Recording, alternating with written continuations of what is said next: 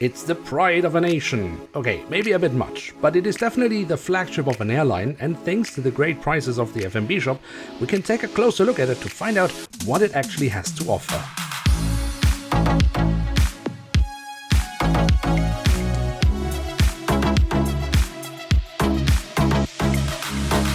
So with that, hello and welcome to a new episode of Review, where we today will take a closer look at an Airbus A350-900 of ITA Airways. At the front of the box we have a cutout so we can get a glimpse of the aircraft model inside, and on top of the box we have the ITA Airways branding. The back side of the box, a very big letdown, very uninspired. There's really nothing positive to say about it, so let's just skip ahead and take a look at the aircraft model inside.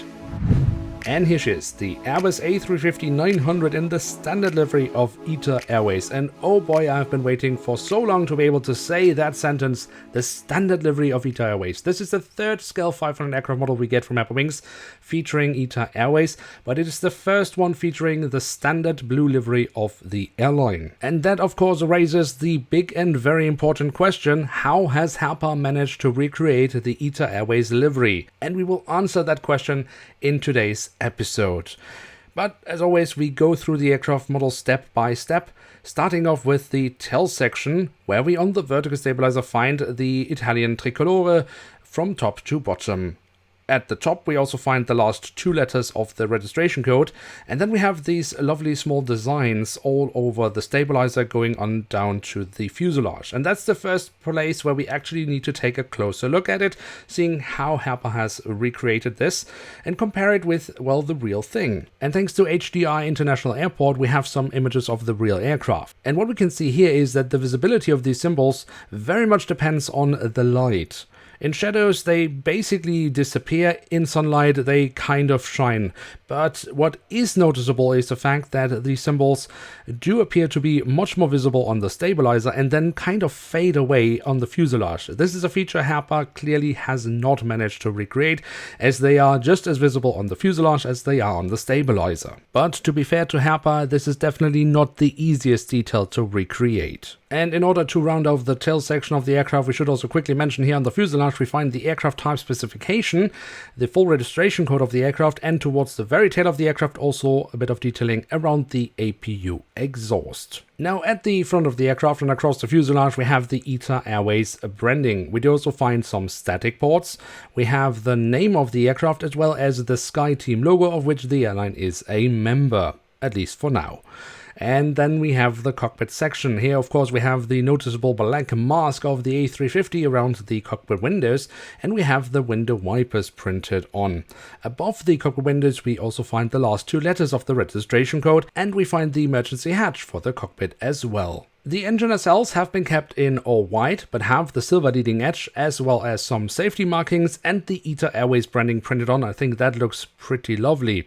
Also the physical detailings of these engines I think is pretty nice, especially here from the front. Very nice, you can see the engine fan blades.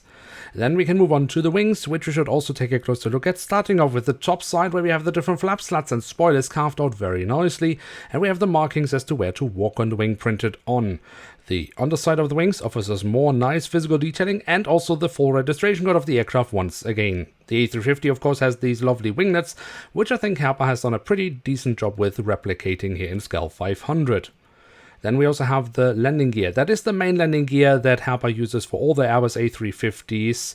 Now, the distance between the wheel sets is of course a bit too much, and they still haven't fixed that. Unfortunately, I think at some point a little bit of an update here would be good. But the front landing gear looks pretty lovely in my opinion, except of course for the missing printed details. Then on the belly of the aircraft we have a hole in the fuselage. Unfortunately there is no stand included with this aircraft model, making it rather pointless, and even worse, it kind of destroys the ITA Airways branding here a bit, and that's a real shame. And then of course we also have the doors to the cargo compartments printed on here at the back of the aircraft. A bit difficult to see in the blue color, but it is there, and the same thing goes here from the front of the aircraft where we also have a hatch.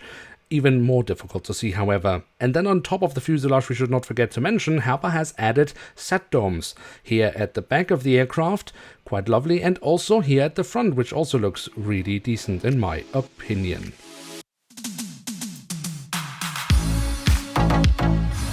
So there we have it, the Airbus A350-900 and the standard livery of ITA Airways from Herpa Wings in scale 1 to 500. And what can we say about this aircraft model? I mean, firstly, I'm just happy that we finally get a blue ITA Airways aircraft model in scale 500.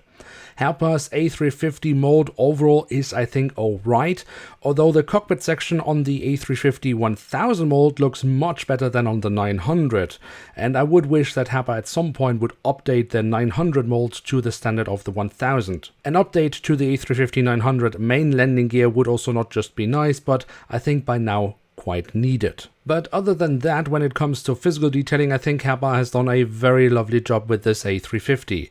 Then there's of course the question of the print. Now the print quality overall is, I think, also really lovely.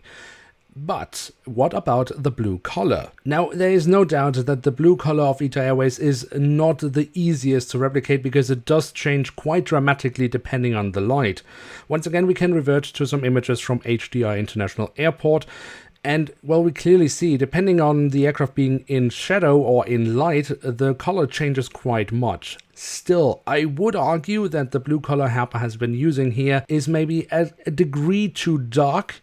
And what I don't like about the color they've used here is that it is actually rather grainy. Yes, granted, you do need to zoom in quite a bit to really see it, but it is still noticeable even from a little bit of a distance. But to conclude the topic of the color, I think Herpa is a little bit too dark in the blue tone, but it is very close to what we have in real life, and I think this is still very much within kind of the margin of error that is acceptable. But it will be very interesting to see how Herpa will do in the future, if they can be consistent with their color or if that will also drift a bit over time. And that is of course something we will keep an eye on with future ITA Airways releases from Herpa Wings here on the channel. So if you don't want to miss out on that, then be sure to subscribe. And of course, if you have enjoyed this type of video, then feel free to also leave a like. With that, I'd like to say thank you very much for watching. Hope to see you soon again. I'm checking out, and bye.